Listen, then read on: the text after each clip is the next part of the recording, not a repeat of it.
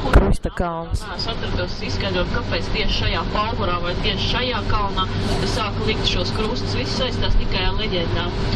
Gidi mums minēja 2 leģendas, ir vēl citas leģendas, piemēram, man leģenda, kur es par stāstu ir tāda, ka šī kalna tuvumā dzīvojošajam kādam vīram X ir pazudusi meita, un viņš ārkārtīgi to pārdzīvoja, un tad viņam naktī parādījusies Dievmāte, un viņa teica, noliec šajā kalnā krustu, kā ticības zīmi, un tavu meita atgriezīsies. Un šis vīrs, protams, to ir darījis, aiznes krustu, tā tur radās pirmais krusts.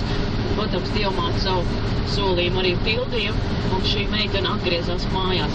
Nu, kā es saku, visi balstās tomēr uz tādām leģendām par pirmo krustu, bet tāds faktoloģiskais materiāls, kas tiešām ir jau pamatots un reāls, tās ir šīs 2 sacelšanās, kuras mēs jau zinām no 19. gadsimta, kā arī cara laikā sekojošās dažādas represijas, izsūtījumi, dažādas politiskas problēmas, kad cilvēki varēja vienkārši bez vēsts pazust, un tad tuvinieki viņus gaidīja, un kā cerības zīme, kā zīme tam, ka viņi paļaujās uz Dievu žēlastību un uz labu notikumu atrisinājumu, tad viņi gāja un lika šos krustus.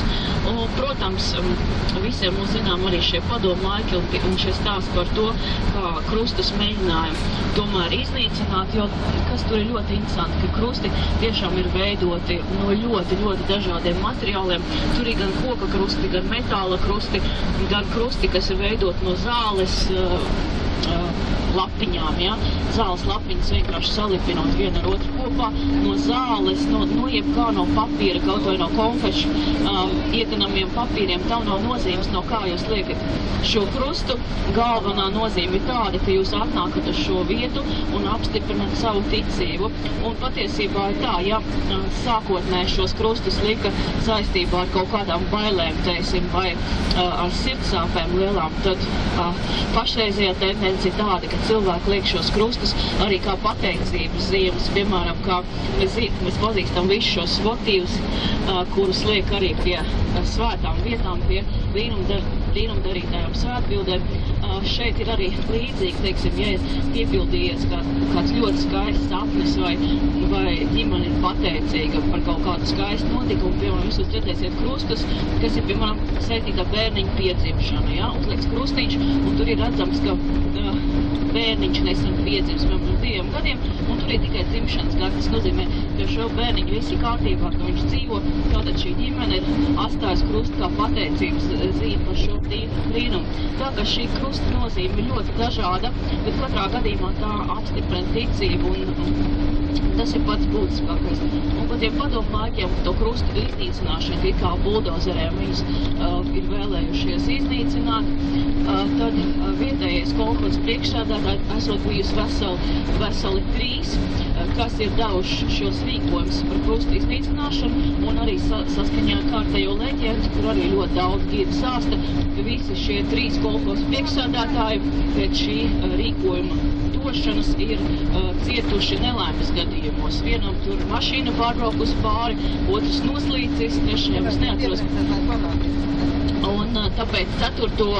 kolhozs priekšsēdētāju vairāk nesot varējuši atrast, jā, jo neviens vairāk nesot gribējis ko tādu piedzīvot. Nu, lūk, mēs jau esam pietuvojušies Krustkalnam, cik daudz šeit krustu neviens nav skaidījis, neviens nezina. Mēs zinām tikai to, ka te ir vairāk tūkstošu krustu, pēc aptuvενām aplēsēm varbūt tie varētu būt 10 000, varbūt vairāk. Pašā centrā, kā jau Gide minēja, šis liels tāds pietiekoši liels krusts, tas ir pāvesta dāvinātais krusts. Šī ir skatuve speciāli viņa vizītei par godu tika uzcelta, kad Jānis Pāvils II 90. gados apmeklēja Baltijas valstis, tad īpaši viņam bija uzcelta šī skatuve, no kurienes viņš arī sveica visu dievlūdzējus.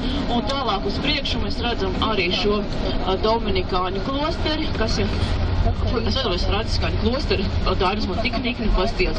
Franciskaņu klosteri, jo tas ir tiešām svarīgi. Šeit pašreiz ir Franciskaņu centrs, jau tā varētu teikt, Aija teica 70 Franciskaņu mūki dzīvo uz vietas. Un vēl viens Franciskaņu centrs ir arī Krētīgā, bet vispār Franciskaņu tāds Krētīga un Krustakāns, tie ir 2 Franciskaņu centri šobrīd Lietuvā. Mēs tagad kāpjam ārā un ejam skatāmies, vai kapela ir vaļā vai nav vaļā. Un mums ir 15 minūtes laika, un es ierosinu, ka tie, kas vēlās, tomēr izejam pāri, atpakaļ cauri pāri Krustakānam, šoferīs mūs paņems tur. Kas negrib nāk, varbūt autobusā un atbraukt. Tās ir 15 minūtes, ne vairāk.